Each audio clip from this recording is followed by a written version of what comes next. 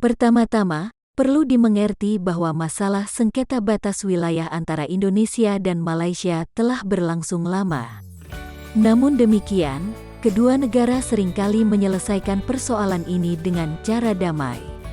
Sejak dekade 1970-an, telah disepakati beberapa Memorandum of Understanding, MOU, yakni MOU antara Indonesia-Malaysia di Jakarta pada tanggal 26 November tahun 1973, Minutes of the First Meeting of the Joint Malaysia-Indonesia Boundary Committee pada tanggal 16 November tahun 1974, serta Minutes of the Second Meeting of the Joint Indonesia-Malaysia Boundary Committee di Bali pada tanggal 7 Juli tahun 1975. Tahun 2000 dilakukan penegasan batas wilayah antara Indonesia dan Malaysia dalam bentuk Joint Survey on Demarcation, yang merupakan tindak lanjut dari perjanjian tahun 1975.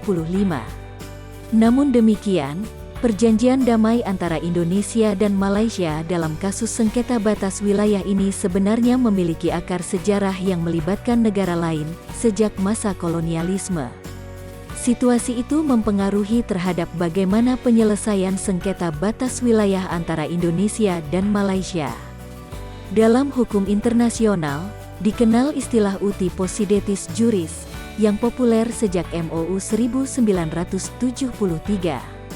Uti possidetis juris adalah suatu negara yang baru dapat mewarisi kekayaan dan wilayah negara penguasa sebelumnya.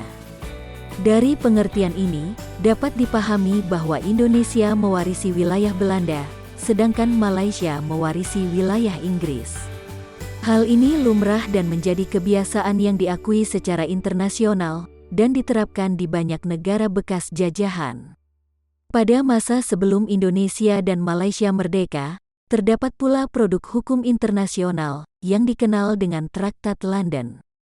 Hukum internasional dalam bentuk traktat ini masih dipakai oleh Indonesia maupun Malaysia sebagai dasar hukum dalam menentukan batas wilayah di Pulau Kalimantan.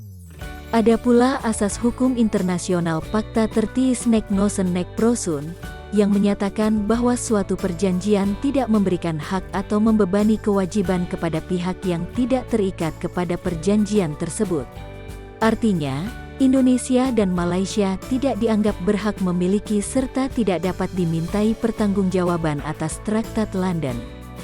Dasar hukum batas wilayah periode kemerdekaan. Berikut penjelasan dasar hukum kesepakatan patok batas wilayah Indonesia dan Malaysia sejak masa penjajahan hingga kemerdekaan. A. Konvensi Belanda-Inggris tahun 1891. Belanda dan Inggris menandatangani perjanjian ini pada tanggal 20 Juni tahun 1891 di London. Konvensi ini mengatur banyak hal menyangkut penentuan batas wilayah, seperti penentuan watershed dan hal-hal lain yang menyangkut kasus sengketa wilayah. B. Kesepakatan Belanda-Inggris tahun 1915. Belanda dan Inggris menyepakati atas hasil laporan bersama tentang penegasan batas wilayah pada tanggal 28 September tahun 1915 di Kalimantan. Kesepakatan ini kemudian ditindaklanjuti dengan penandatanganan MOU oleh kedua belah pihak berdasarkan Traktat 1891, lalu dikokohkan di London pada tanggal 28 September tahun 1915. C. Konvensi Belanda-Inggris tahun 1928. Belanda dan Inggris menandatangani kesepakatan ini pada tanggal 28 Maret tahun 1928 di Den Haag. Kemudian diratifikasi oleh kedua negara pada tanggal 6 Agustus tahun 1930. Konvensi ini mengatur tentang penentuan batas wilayah kedua negara di daerah Jagoi, antara Gunung Raya dan Gunung Api, yang menjadi bagian dari Traktat 1891.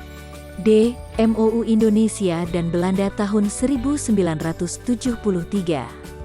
Dokumen ini mengacu pada hasil konvensi-konvensi sebelumnya, 1891, 1915, dan 1928. Di dalamnya juga berisi kesepakatan-kesepakatan tentang penyelenggaraan survei dan penegasan batas wilayah antara Indonesia dan Malaysia, yang terdiri dari organisasi The Joint Technical Committee, penentuan area prioritas, prosedur survei, tahapan pelaksanaan, pembiayaan, dukungan satuan pengamanan, logistik dan komunikasi, keimigrasian, dan ketentuan bea dan cukai.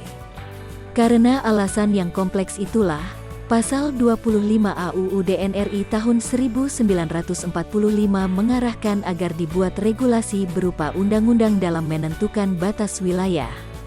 Undang-undang ini dapat dijadikan pedoman dalam mempertahankan kedaulatan Indonesia, memperjuangkan kepentingan nasional dan keselamatan bangsa, memperkuat potensi, memberdayakan dan mengembangkan sumber daya alam bagi kemakmuran seluruh bangsa Indonesia.